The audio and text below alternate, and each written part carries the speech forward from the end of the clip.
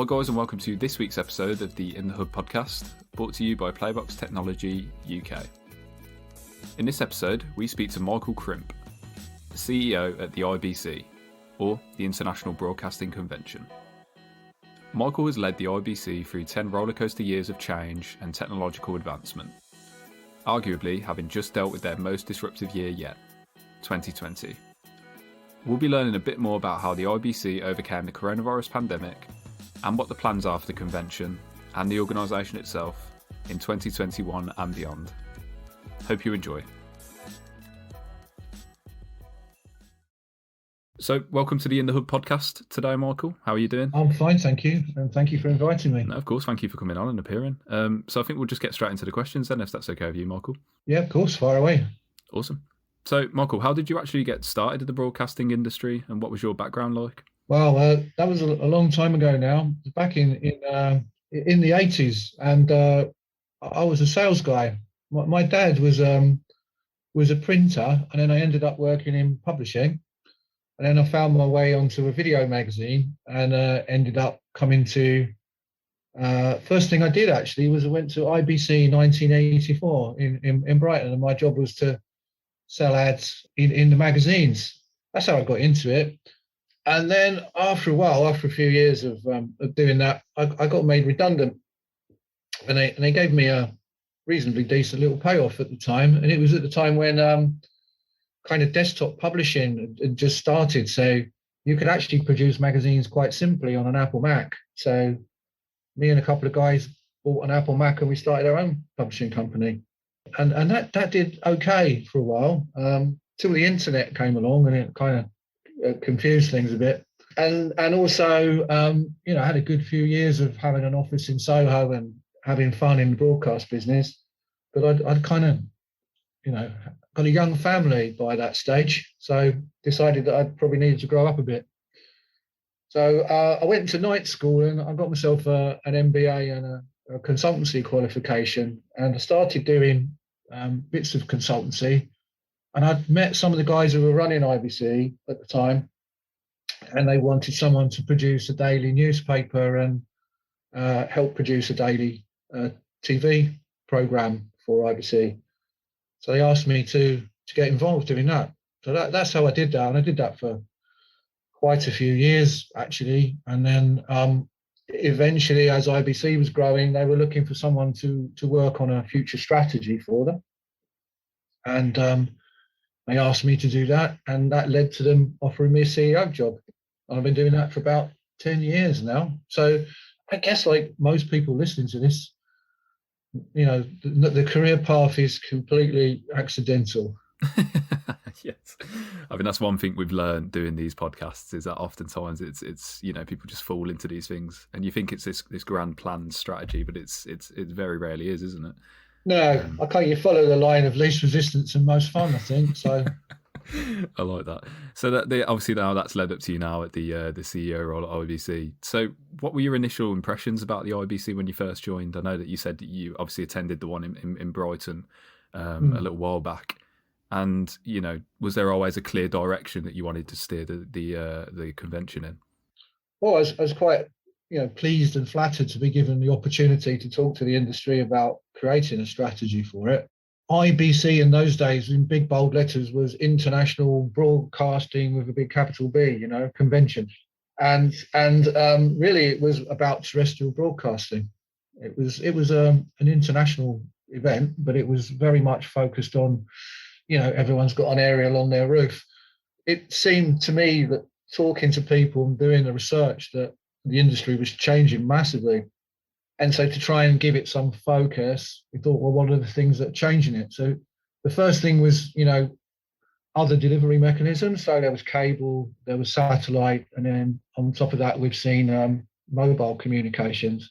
So it was important that IBC embraced those things. And what we saw at the consumer end was screens getting bigger and better and cheaper all at the same time. So it became interesting for us to think what the implications of that were and to roll out different parts. So we did things like launch content everywhere, which originally was a mobile zone. We brought in our big screen, theatre. Even had in the original days something like an IPTV zone. And I guess what was sitting behind that was the essence of the strategy which we put together was to be agnostic about screens, because everyone was talking about a TV screen. And in those days, there was a very basic mobile screen, and then there was a computer screen, but the internet couldn't do very much. And then there was a TV, which was sort of interactive, but really it was just receiving information, and then a huge cinema industry. So we thought, well, let's be agnostic about whether we're in broadcast or not, because actually all the skills and creativity in the industry are likely to be the place where everybody converges to make sense of this. So that was a very large part of the success and growth, and you can see that at IBC now. The IBC bit is more of a logo than International Broadcasting Convention. And our current tagline, which is empowering content everywhere, is a kind of summary of where we are in that strategy. So, and I hate to bring it up, Michael, but how have you guys been adapting to COVID-19? So obviously with stuff like the IBC podcast that started and the IBC showcase, the virtual events, what have you guys been doing to adapt to COVID-19? Well, yeah, I think like everyone else, we're struggling a little bit. We've not been able to kind of meet up. I know it's a big question you've asked. It's a strange place to start, but as a team, we've found that adapting to kind of Zoom calls and all the rest of it has worked. We were really actually quite well set up with on Teams beforehand. We're doing a lot of remote working, but I think now in regards to lockdown, we all just want to get out and get back together. I think the day the pub opens will be a big day for IBC, because we haven't seen each other for a long time. So when we went into lockdown, we weren't really sure what to expect.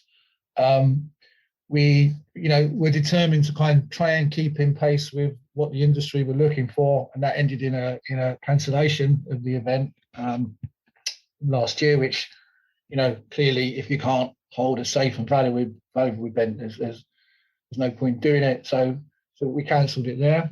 What we did have going was we'd launched something called IBC 365, which is our online platform. And like you say, that has been developed with some podcasts and some video showcases and some things over the last year, and that's kind of kept us ticking over, and probably a bit more than that this year. I mean, we're kind of doing okay with that proposition. They're quite well viewed. We're generating some sales leads. People are interested in the content, so it gives us a viewpoint. But it's a added value to a live event as far as we're concerned. So we're doing what we can until we can get back face to face. Sometimes you don't know what you're missing until you can't have it. Yeah. Lots of people used to say, what's the value of a big event? How would you measure ROI for that? And I used to say, well, if I knew how to do that, I'd probably be floating around the Caribbean in a yacht now rather than kind of, sitting here, right? So I don't know, and nobody knows, but I do know if there was ever a time where we couldn't have a large event, then we'd find out. And we didn't have IBC, we didn't have NAB. Let's face it, we all miss it. We want it back, right? So our job's to try and make it as safe as it needs to be for us to go ahead. We are reliant on several factors. Main one, I think, will be kind of vaccine rollout in the EU this year, and the confidence of buyers in particular to want to come to the show. So it's been a tough and difficult year, but I'm not going to whinge about that because that's been the same for everyone, isn't it, really? Yeah, I guess, yeah. I've got to say, it's been great to see how you guys adapt, and it only leaves us with optimism about how it can carry on, basically to see these conventions adapt and these trade shows adapt. It does leave you with optimism. I think so, and right across the industry, I think the overriding feeling is camaraderie and resilience, and all the things that bring you closer together. And when you feel closer together, you want to get together. 100%. Yeah, completely agree. So kind of coming out of this year then, how do you think events, conferences and shows will emerge from this pandemic? Do you think they'll be purely virtual? Will there be a kind of hybrid mix, or will it just be in person again?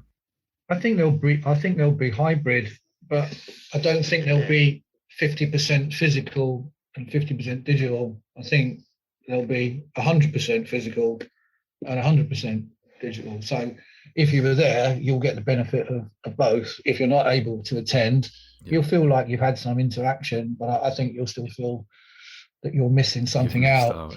But I mean, we obviously, from our point of view, the way that technology is now, we've been working hard to make sure that our hybrid offering, as we'll call it this year, has enough of flavour of the real show floor. We're planning to do some stuff live and very quick VOD turnaround. And if people look at that and are engaged in that, if they're an exhibitor, they will be able to receive the sales leads from that, because we're trying to connect it up to their kind of on-stand presence, so that if they feel like they want to engage with people who are online, they can do that too. So we see it as an additional thing. Yeah. We think the content part of it is really strong. I'm not sure that you can really replicate a physical experience. If someone could give me a virtual pint of beer that I'd enjoy, then they could prove their point. But I'd rather be there, meeting people. But I do think we can enhance that and make it easier for people who are unable to get there by using digital. So digital becomes a new opportunity for us in addition to what we're doing. I don't think it's a substitute personally. Many might disagree. We shall find out. Yeah, no, I completely agree. I think it's more complementary. I think that's the best route forwards. I don't see it as being this, complete industry changer. And instead of being at these shows, everyone's going to be sat in front of their computer screen for, several hours a day. Yeah. No, completely agree with you. And then, Michael, this is, going off topic a little bit more, but, can you envision the IBC show being anywhere but in Amsterdam? Yeah, I think so. I mean, I like Amsterdam. We've been there a long time, but my heart's in Amsterdam, but my head's wherever the customers need to be to have a successful event. The only thing I would say is I think that in our industry, the social part of it is huge. Back when I worked in the press, I was fortunate enough to talk to the IBC guys when they were considering how they might move out of the UK. And I know that was an important factor, and one of the reasons they chose Amsterdam, not just for its connection as a hub and the venue being able to enable IBC to grow, and the fact that everyone spoke English, but the fact that it was a very social city. Yeah. And I can't see IBC. I can see IBC going somewhere else if it needed to or had to, but I would say it would have to be somewhere pretty sociable. It'd have to be somewhere like, to just throw something out there, a Barcelona or something like that. I don't see it going to necessarily to a big capital somewhere. We do like to take places over. Yeah. It's not just the case of throwing a dart at a map, is it? It's you've got so much to consider. Like I said, it's logistics, it's the social aspect and the environment as well. Yeah, and we've sort of have a long-term relationship with the city of Amsterdam, and yes, yeah, it's a bit like a long-term marriage. You have to work at it, but I think it works for the industry at the moment, and I'm sure they'd stand up and say. I did quite a bit of research on it for IBC a few years ago when they were thinking about whether they should look somewhere else. And to be honest, the data was quite divided and inconclusive. I think I'd summarize it best in a kind of one-to-one conversations I had with people. Was like, some people like change, so they're like, let's go somewhere different. And some people don't like change. I always have the same room and same restaurant every year, right? So it came down pretty much 50-50. So in that instance, there wasn't really any real reason to change. But if one emerged, then it's my job and my duty to do that. And of course, we as I say to our friends at the Ride venue, we have to look at alternatives and generate alternatives in case the ride burns down. Yeah, that's very true. So a bit of a general question then, Michael.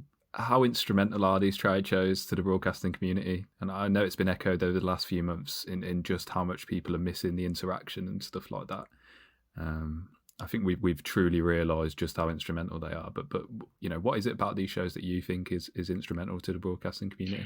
I've covered certain aspects of it, which I really wouldn't underestimate the importance of it being social and being face to face, because business is built on trust, really. So you can do a lot of research on the internet, but if you're making really long-term big investments for you and your organisation, you probably want to go with a team of you and get to know the people, because these things are so complex. They're not going to be smooth. The things will go wrong. So you need to have trust in the people to be able to sort those out. So I think that's important. I mean, I could quote you, from my ABM research about the billions of trade that's done if you take the two big trade shows in the industry. But, as someone who runs a business, and I'm sure lots of exhibitors would back me up, in fact, many have when I've, spoke to them, IBC is a point in time, and you get your products ready for it, you get your marketing ready for it, you get your team all set up for it, you get your it is a point in time where everything happens, and I think that's really important. Just to compare it with the digital world, there's a deadline every second, right? Because you can just say, well, I was going to do that today, but it can happen tomorrow. Well, if our show opens at 9 o'clock on Friday morning, that's when it opens. So the curtains go up and everyone needs to be, doing their tap dance. So it's, I think, a very, very important from that point of view. And then, of course, there's just that human part that you can, a teams of people can go over and they can meet other teams, they can meet other companies, they can do all kinds of things. And that's where the value is. No, I completely agree. And Michael, this is a question we ask at the end of every podcast. And in one word, what do you see as the future for the broadcasting and film industry? It's difficult in one word, but I would say innovation. Innovation. And you give me, if I'm allowed a sentence, you can explain. Yeah, just explain it. I've seen so many things come into the industry over the years, where in some industries they've been a problem. I mentioned desktop publishing and some technologies, and what they've done for the newspaper industry, for example, which is basically sent it in a bit of a downward spiral. But we've managed to adapt and adopt. OTT was meant to be a big threat. Well, it isn't anymore. It's just part of us, right? It's part of what we do. So I think the fact that we're welcoming, we don't sort of push technologies and people away as threats. We see them as an opportunity to innovate, is something that I see in the industry. Is one of the reasons I'm kind of proud to be part of it, because people want to collaborate and solve those problems. And we've got, I mentioned earlier about the different technologies that have enabled the growth of IBC, you asked me, but really IBC is just reflecting the growth of the industry. And you look at 5G, for example, you look at AR and VR and some overlaps with the games market. That's just one area, right? So you look at applications of AI, and you suddenly start to go, wow, there's really a lot of things that and a lot of skill and positive creativity in this industry, which I have absolute faith in will mean that we'll continue to be at the forefront. No, yeah, completely agree. And just to finish on then, Michael, were there any exciting projects in the pipeline with you or the IBC that you can talk to us about today? Yeah, I think probably the thing that been working on hardest and haven't quite managed to crack yet is to try and create some kind of 5G environment within the RAI. Obviously, to do that, the conversations need to start at kind of Dutch government and ministry level, and then the RAI, and then the big operators, because I think 5G's got so many potential applications that it would be really good to do that. And I mentioned earlier about our big screen theatre, esports. We did an esports tournament recently.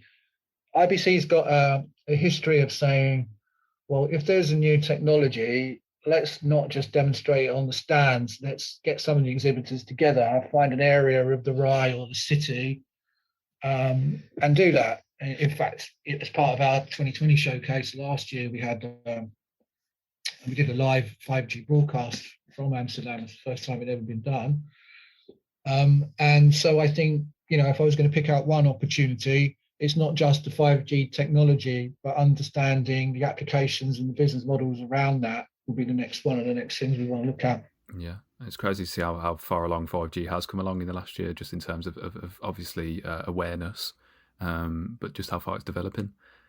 And then how can people get in touch with you or the IBC to find out more about anything that you guys are up to? You can email me, that'd be easiest. My email is mcrimp, so I spell my second name, CRIMP, at ibc.org. So there's no dot in the M between the M and the crimp, so it's whole one word, mcrimp at ibc.org. Awesome. So Michael, thanks so much for coming on today and speaking with us. It's been really great and a great insight into what IBC is doing at the moment. Yeah, thanks Neil, thanks for inviting me. Thank you very much.